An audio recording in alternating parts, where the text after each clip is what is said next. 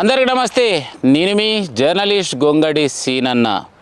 మరి ఏదైతే DSK news ఛానల్లో మరి ప్రచురించడం జరిగింది, ఒక రైతు ఫోన్ చేసి మరి నా యొక్క ల్యాండ్ని అక్రమంగా రిజిస్ట్రేషన్ చేసుకున్నాడు. ఎవరు? బాలాపూర్ గ్రామానికి చెందినటువంటి వంగేటి లక్ష్మారెడ్డి అని చెప్పేసి డిఎస్కే న్యూస్ ఛానల్తో వివరించడం జరిగింది. మరి ఇంతకు వంగేటి లక్ష్మారెడ్డి తీసుకున్నటువంటి పొలం ఏది? మరి బొర్ర బల్వంత్ రెడ్డి, బొర్ర మాధవ్ రెడ్డిదా, లేక మరి మనతో పాటు ఉన్నాడు ఇంకొక రైతు సేమ్ అదే పాలొల్లు అనుకోవచ్చు, మరి వాళ్ళ ఇంటి వ్యక్తి అనుకోవచ్చు, వాళ్ళకి దగ్గరికి సంబంధం ఉన్నటువంటి బొర్ర కుటుంబానికి చెందినటువంటి మరో రైతు ఉన్నాడు. మరి పూర్తి వివరాలు కూడా తన మాటలను అడిగి తెలుసుకునే ప్రయత్నం చేద్దాం. అన్న నమస్తే. నమస్తే. ఏం పేరు నీ పేరు? బొర్ర బాలరెడ్డి. బొర్ర బాలరెడ్డి. ఏం చేస్తుంటావు అన్న? వ్యవసాయం చేస్తుంటావు. మరి నిన్న మీ రిలేషన్ సంబంధించినటువంటి ఒక వ్యక్తి మా పొలాన్ని అక్రమంగా వంగేటి లక్ష్మారెడ్డి మరి ఎంఆర్ఓతో కుమ్మక్కై అక్రమ రిజిస్ట్రేషన్ చేసుకున్నాడు అని చెప్పేసి ఆరోపణ చేయడం జరిగింది. ఇది మరి ఎంతవరకు కరెక్ట్? ఈ ల్యాండ్ ఇంతకు ఎవరిది? బొర్ర మాధవ్ రెడ్డికి బల్వంత్ రెడ్డికి మీకున్నటువంటి సంబంధం ఏంది? ఏం రిలేషన్షిప్? ఇంతకు మాధవ్ రెడ్డి నీకు ఏమవుతాడు? పాలోళ్ళు. అది నా పేరు బొర్ర బాలరెడ్డి. మా నాయన లక్ష్మారెడ్డికి అగ్రిమెంట్ చేసిండు. అగ్రిమెంట్ ఏ సంవత్సరంలో? 2016 2016 చేసిండు. మధ్యన చనిపోయినాడు కాబట్టి వారసత్వం కింద నేను వారసులం చేయాలి కాబట్టి మేము నిన్న రిజిస్ట్రేషన్ చేశాము. ఎన్ని ఎకరాలు ఉండే మీ నాయన పేరు మీద పొలం మొత్తం? మా నాయన పేరు మీద 20 ఎకరాలు ఉండే. 20 ఎకరాలు ఉండే. అంటే ఎగ్జాంపుల్ చెప్తున్నా, ఇప్పుడు 1 ఎకరా 20 గుంటలు అన్నకు చేశాము. 1 ఎకరా 20 గుంటలు. 1 ఎకరా 20 గుంటలు మల్లాపూర్ విలేజ్, బాలాపూర్ మండల్, రంగారెడ్డి జిల్లా, సర్వే నంబర్ 49/51. ఈ భూమిని రిజిస్ట్రేషన్ చేశాము మేము నిన్న. రిజిస్ట్రేషన్ చేసినాక మా భూమి 9 మీద అని వాళ్ళు అన్ని బల్లాం చేయడానికి ఆరోపణలు చేస్తారు తప్ప మేము ఎవరి భూమి అమ్మలేము. మా భూమి మేము మా వారసత్వంగా వచ్చిన భూమినే మేము అమ్ముకున్నాం, కానీ వేరే భూమి ఎవరిది అమ్మలేము. ఎవరి భూమి అమ్మలేము. సో మీ భూమి కాబట్టి మీరు పోయి సిగ్నేచర్ చేసారు కాబట్టి రిజిస్ట్రేషన్ అయ్యింది. అంతే కదా.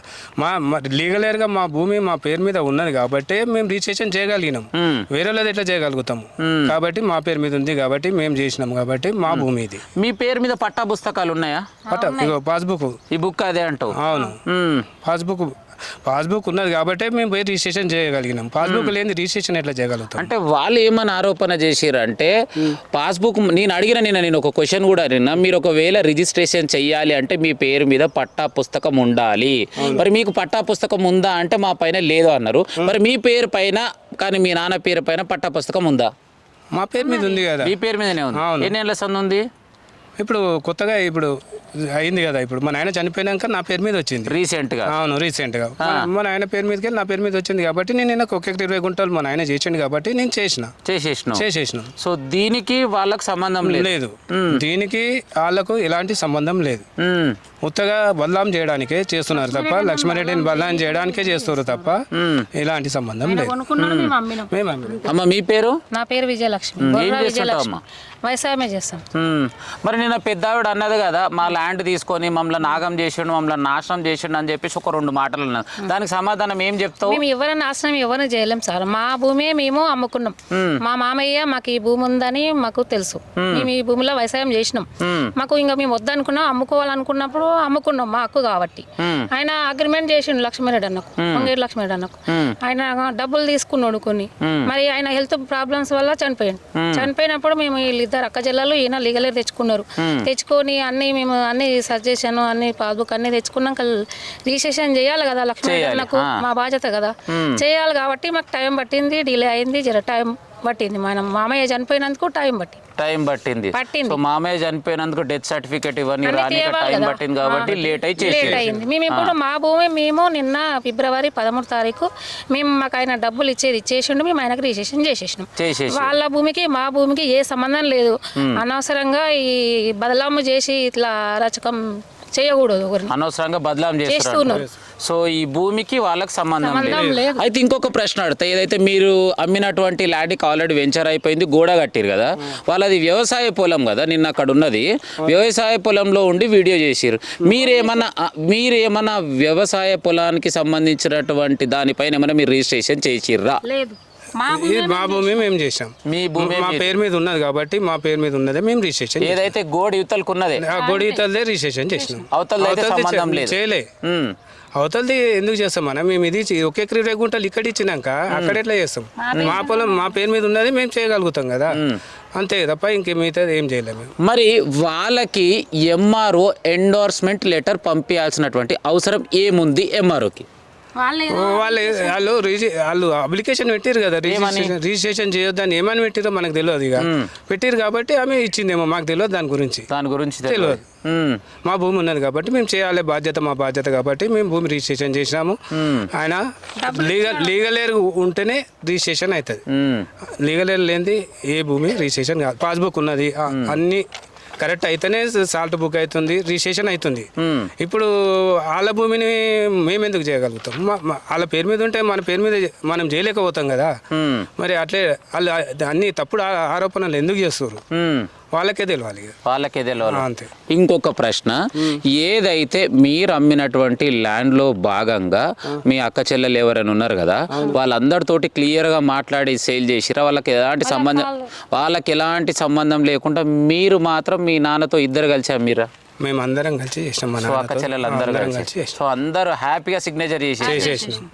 ఓకే. సో మీ కుటుంబానికి సంబంధించి ఎలాంటి డిస్టర్బెన్స్ లేకుండా చేసేసినాం. సో ఫైనల్ గా ఏదైతే మీ ల్యాండ్ కొన్న లక్ష్మారెడ్డి గురించి చెప్పమంటే ఏం చెప్తావు? ఏం చెప్తాం? మేము ల్యాండ్ ఇచ్చినాము, అగ్రిమెంట్ అయినాం కాబట్టి ఆయనకు రిజిస్ట్రేషన్ చేసే బాధ్యత మాది ఉంది కాబట్టి మేము రిజిస్ట్రేషన్ చేసినాము, మా భూమి కాబట్టి. ఇప్పుడు ఆయన ఎందుకు అన్ని తప్పుడు ఆరోపణలు చేసి బల్లాం ఎందుకు చేయాలి? వాళ్ళకే తెలియాలి, అది వాళ్ళకే తెలియాలి. అంతే. సో మీ దగ్గర ల్యాండ్ తీసుకున్నప్పటి నుంచి ఇప్పటి వరకు పైసల విషయంలో ఏమన్నా కింద మీద అలాంటి చేసింది ఏమన్నా ఉందా, లేదా మీ దగ్గర ఏదైతే కమిట్మెంట్ ఇచ్చిండో దాని ప్రకారం మొత్తం పైసలు ఇచ్చేసిండా? మా కమిట్మెంట్ ప్రకారం మేము వెళ్ళిపోయినాం, అంతే. కమిట్మెంట్ అయిపోయినాకనే మేము రిజిస్ట్రేషన్ చేస్తాం కదా. కమిట్మెంట్ ఒప్పుకొని రిజిస్ట్రేషన్ చేయం కదా. కమిట్మెంట్ అయిపోయినాం, అన్ని అయిపోయినాక మేము రిజిస్ట్రేషన్ చేసేసాం. ఓకే. సో రైట్, ఏదేమైనా కూడా మరి ఈ ల్యాండ్కి సంబంధించినటువంటి వ్యక్తి క్లియర్గా మా పేరు పైన ఈ ల్యాండ్ ఉంది, మా నాన్న పేరు పైన ఉంది కాబట్టి అప్పుడు మేము అగ్రిమెంట్ చేసినప్పుడు మా నాన్న హెల్త్ బాగా లేకపోతే నాన్నగారు చనిపోవడం జరిగింది. తర్వాత డెత్ సర్టిఫికేట్ లీగల్ ఎయిడ్ దగ్గరికి వెళ్ళి మరి ఇన్ని రోజులు లేట్ కావాల్సిన కారణం ఏంటంటే ఇవన్నీ పేపర్స్ కూడా రెడీ చేసుకొని మరి నిన్న అంటే 13 తారీఖు రోజున మరి రిజిస్ట్రేషన్ చేయడం జరిగింది అని చెప్పేసి క్లియర్గా చెప్పారు. సో ఫైనల్గా మనం అడగడం జరిగింది, మరి ఏదైతే ఎంఆర్ఓ నుంచి ఎండోర్స్మెంట్ లెటర్ రావడానికి కారణం ఏంటంటే ఈ ల్యాండ్ని రిజిస్ట్రేషన్ చేయొద్దు అని చెప్పేసి వాళ్ళు అబ్జెక్షన్ చేస్తూ కోర్టులో వేయడంతో సో దాని గురించి కూడా మరి ఎలాంటి అబ్జెక్షన్ చేయాల్సినటువంటి అవసరం లేదని చెప్పేసి ఎంఆర్ఓ నుంచి లెటర్ పంపడం జరిగింది. కాకపోతే ఏంటంటే 5 తారీఖు నాడు పంపించాల్సినటువంటి లెటరు నిన్ననే లేట్ వచ్చింది. ఫైనల్గా అక్కడ అవకాశం చేదిక్కుదని క్లియర్గా చెప్పొచ్చు. రైట్, మరి ఏదైతే ఈ ల్యాండ్కు సంబంధించి డబ్బులు ఇచ్చి కొన్నటువంటి వ్యక్తి వంగేటి లక్ష్మారెడ్డి గారు మనతో పాటు ఉన్నారు, వారి వంటలు అడిగి తెలుసుకునే ప్రయత్నం చెప్తా. అన్న నమస్తే. చెప్పాలన్న, మరి నిన్న మీ పైన మరి అక్రమంగా ల్యాండ్ని రిజిస్ట్రేషన్ చేసుకున్నారు అని చెప్పేసి ఆరోపణలు వచ్చినాయి. సో వీడియోలో కూడా క్లియర్గా చేయొచ్చు, కొన్ని తిట్టడం జరిగింది. దానిపై మీరు ఏ విధంగా స్పందిస్తారు?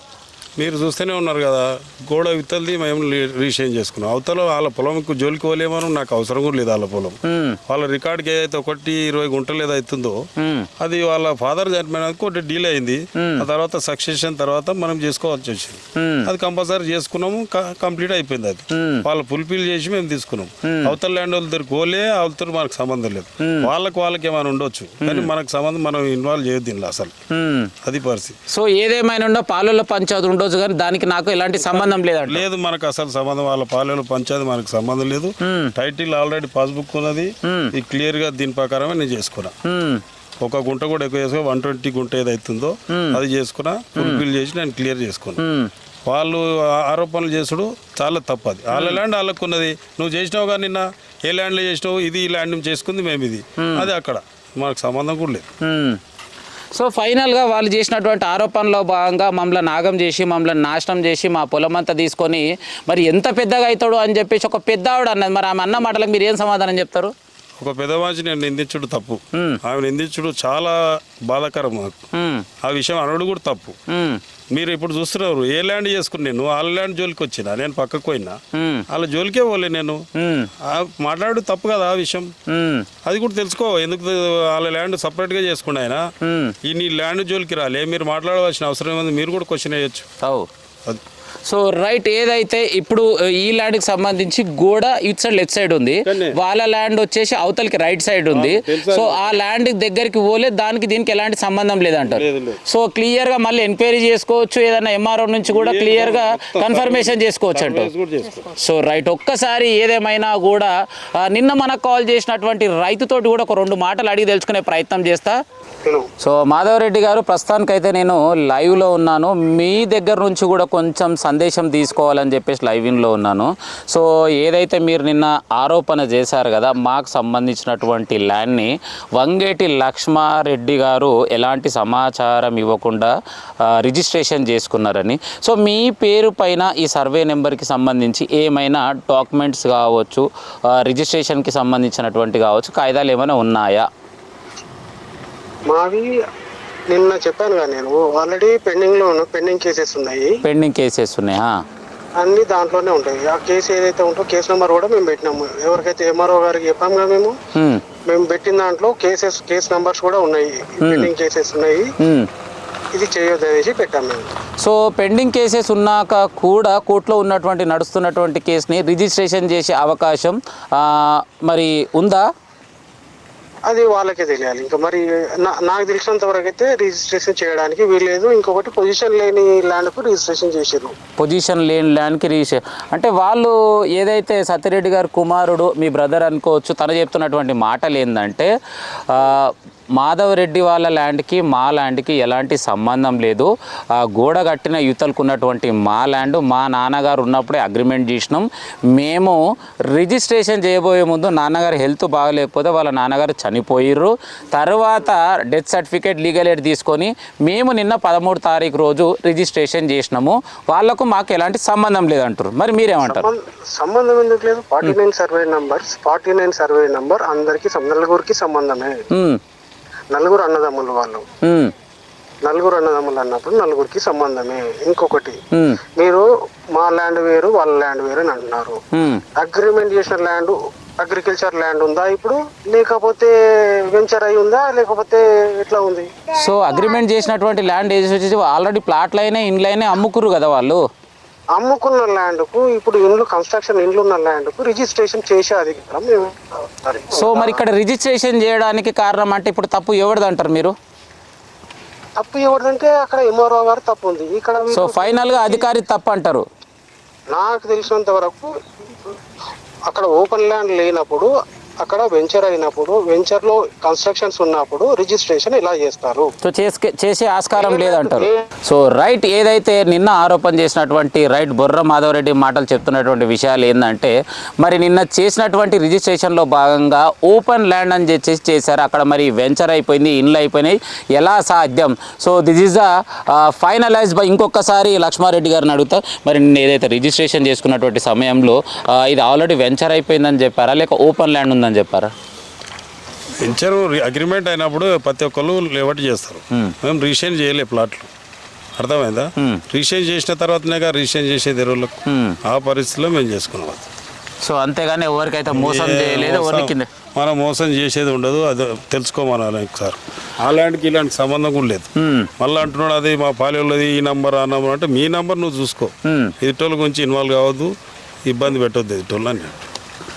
సో రైట్, ఏదేమైనా కూడా వంగేటి లక్ష్మారెడ్డి గారు క్లియర్గా తన మాటల్లో చెప్పినటువంటి మాటలు, ఏదైతే మీకున్నటువంటి పంచాయతీలో భాగంగా ఈ ల్యాండ్కి ఆ ల్యాండ్కి ఎలాంటి సంబంధం లేదు, నేను మాత్రం ఎవరిని మోసం చేయలేదు, ఎవరి దగ్గర కబ్జా మాత్రం చేయలేదు, నేను లీగల్గా ఏదైతే మనతో పాటు దగ్గరున్నటువంటి రైతులు క్లియర్గా వాళ్ళు ఎక్స్ప్లెయిన్ చేసినటువంటి మాటల్లో భాగంగా వాళ్ళు రిజిస్ట్రేషన్ ల్యాండ్ మాత్రమే నేను తీసుకున్నా అని చెప్పేసి తన మాటల్లో క్లియర్గా మనతో పాటు ఎక్స్ప్లెయిన్ చేయడం జరిగింది. సో ఏది ఏమైనా ఈ వీడియో చూసినటువంటి మరి డిఎస్కే న్యూస్ ఛానల్ సబ్స్క్రైబర్ కావచ్చు, ఫ్యామిలీ మెంబర్స్ కావచ్చు, తప్పకుండా మరి వీళ్ళు చెప్పినటువంటి సందేశం నిజమా కదా అనేది కామెంట్ రూపంలో తప్పకుండా తెలియజేయాల్సినటువంటి అవసరం ఉంది. కెమెరామెన్ సాయితో మీ జర్నలిస్ట్ గొంగడి సీనన్న.